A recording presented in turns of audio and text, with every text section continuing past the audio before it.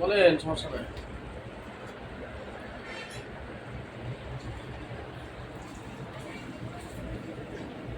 আমরা সকালে নামাজ পড়বো ইনশাআল্লাহ নাকি? ইনশাআল্লাহ। যখন বসে একটা সেজদা মালিকের কাছে অনেক দাম। যুবকের এক সেজদার গুলাতে 100 সেজদা আল্লাহর কাছে। ওই যুবকের সেজদাটা মালিক দাম।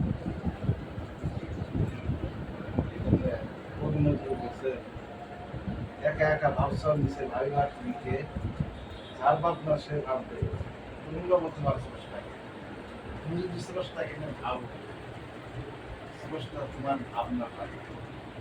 এই জন্য আমরা কি 5 ওয়াক্ত নামাজ পড়বো?